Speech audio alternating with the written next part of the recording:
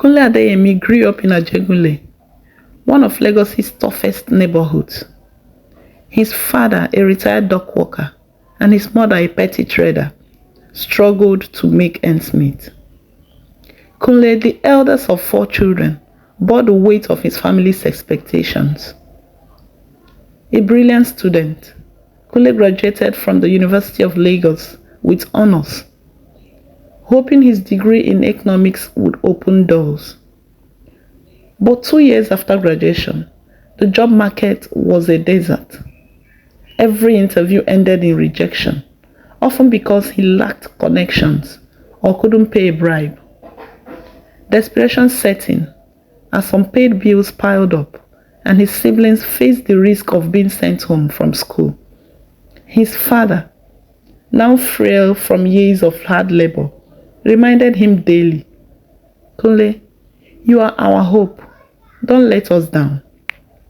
But what hope was left for Kunle in a system that seemed rigged against him?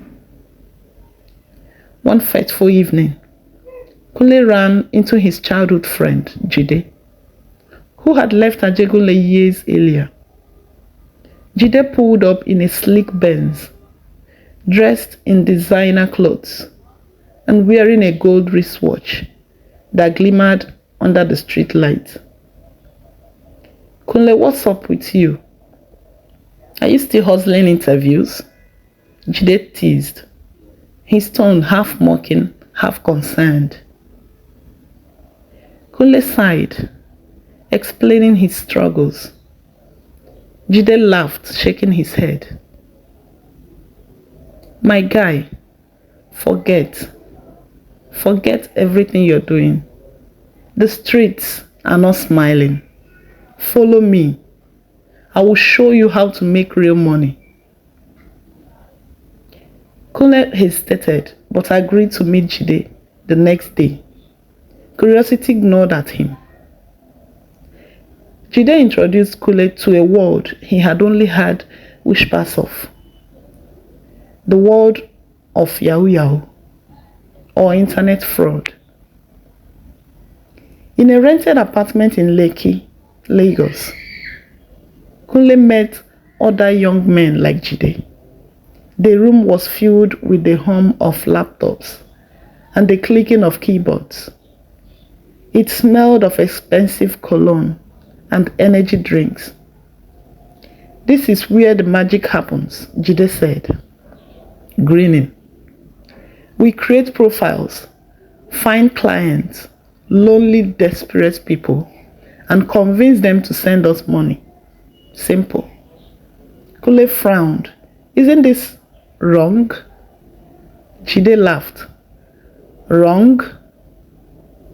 My guy, this country is wrong. The government is eating us. The system is oppressing us. This is just survival. You want to stay broke forever?"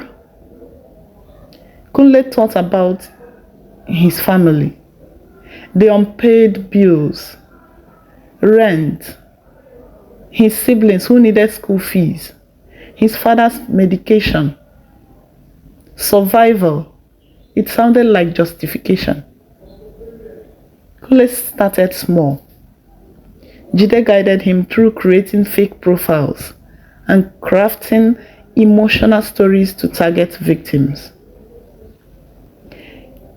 His first scam was with a middle-aged woman from Texas, Sarah, who believed Kunle's lies that he was a widowed businessman in need of money to finalize a business deal.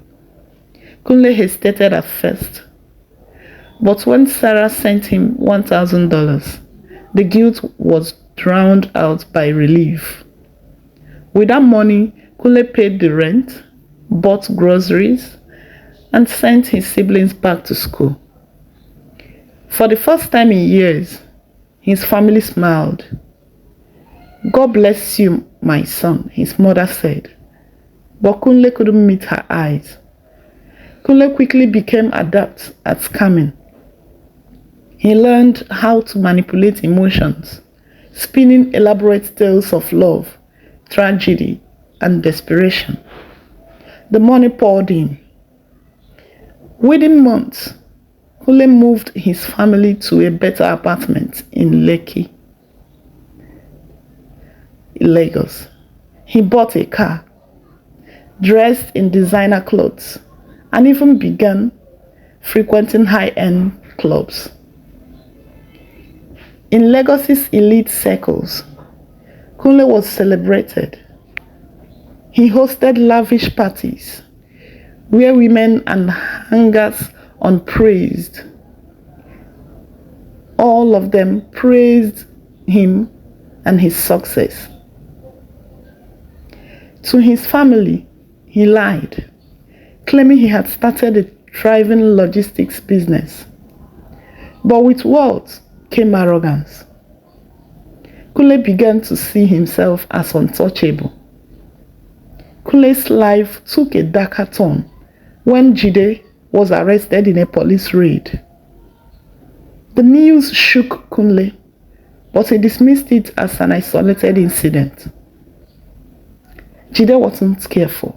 He told himself, "I am smarter." Yet, paranoia began to creep in. Fear began to come in.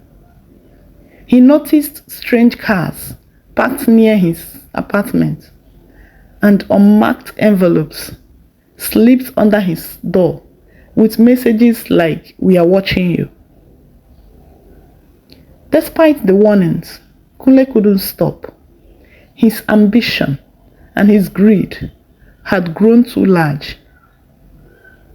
One day, Kunle was contacted by a supposed British businesswoman, Emily, who wanted to invest in Kunle's logistics business. Kunle claimed to have $100,000 ready to transfer, but needed Kunle to pay $5,000 processing fee.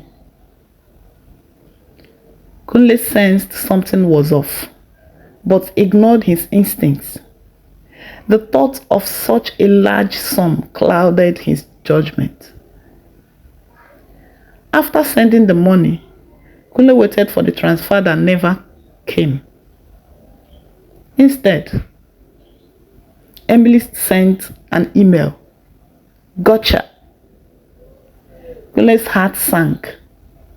He realized too late that he had been scammed himself, a victim in a cruel twist of fate. Kunle's desperation led him to take riskier scams, targeting wealthier victims. One day, he received a call from a potential client offering millions for a supposed deal. When Kunle arrived to finalize the transaction, he was ambushed by officers from the Economic and Financial Crimes Commission. It was a sting operation. The officers cuffed Kunle in broad daylight, dragging him through the streets as a crowd gathered to jail. Kunle's trial was swift and brutal. Evidence of his crimes was overwhelming. Victims testified about the emotional and financial damage he had caused. The judge sentenced Kunle to 20 years in prison. As the verdict was read, Kunle's mother wept openly in the courtroom. His father, frail and silent, stared at him with a mixture of disappointment and sadness. In prison, Kunle was haunted by regrets. The faces of his victims appeared in his dreams, alongside memories of his family's broken trust. When Kunle was released years later, the world had moved on. His family had disowned him. His wealth was gone, and the streets of Lagos no longer felt like home. Kunle wandered aimlessly, a cautionary tale of ambition turned poison. As he watched young men with laptops phones, and flashy cars. He whispered, "It's not worth it. Don't fall into the trap. It's not worth it." But his warnings fell on deaf ears. The cycle continued, an ending tragedy of greed and desperation.